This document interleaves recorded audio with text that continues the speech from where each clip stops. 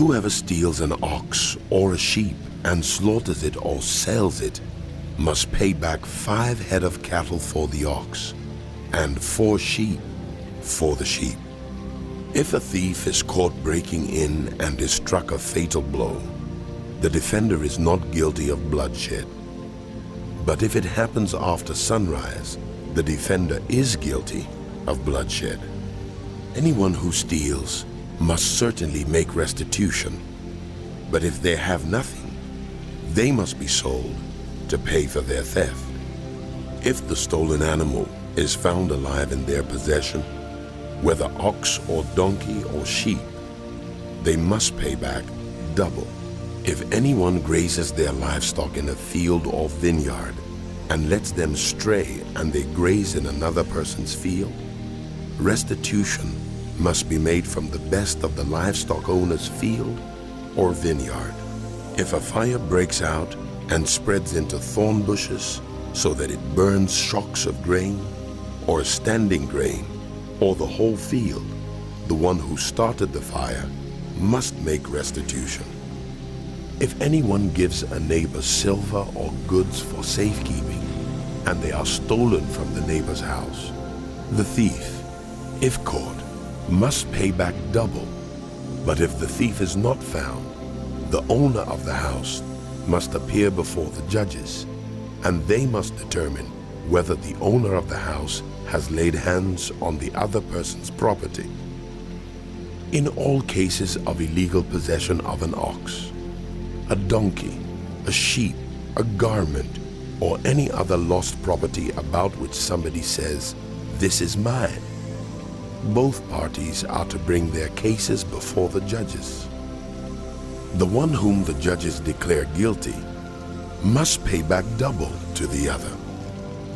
If anyone gives a donkey, an ox, a sheep, or any other animal to a neighbor for safekeeping, and it dies or is injured or is taken away while no one is looking, the issue between them will be settled by the taking of an oath before the Lord that the neighbor did not lay hands on the other person's property. The owner is to accept this, and no restitution is required. But if the animal was stolen from the neighbor, restitution must be made to the owner.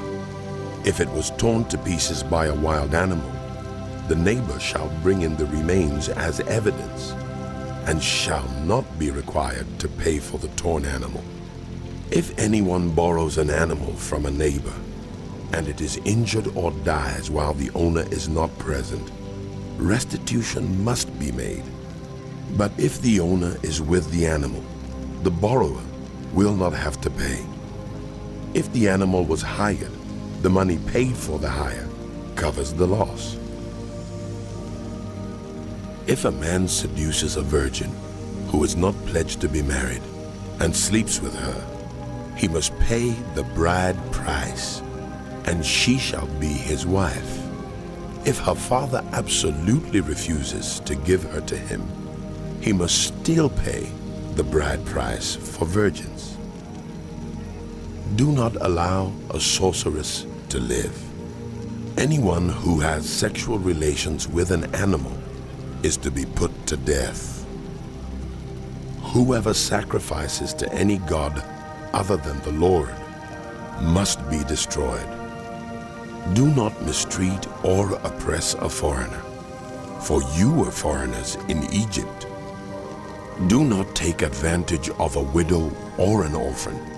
If you do, and they cry out to me, I will certainly hear their cry. My anger will be aroused, and I will kill you with the sword. Your wives will become widows, and your children fatherless. If you lend money to one of my people among you who is needy, do not treat it like a business deal. Charge no interest. If you take your neighbor's cloak as a pledge, return it by sunset, because that cloak is the only covering your neighbor has. What else can your neighbor sleep in? When he cries out to me, I will hear, for I am compassionate. Do not blaspheme God or curse the ruler of your people. Do not hold back offerings from your granaries or your vats. You must give me the firstborn of your sons. Do the same with your cattle and your sheep. Let them stay with their mothers for 7 days, but give them to me on the 8th day. You are to be my holy people. So do not eat the meat of an animal torn by wild beasts.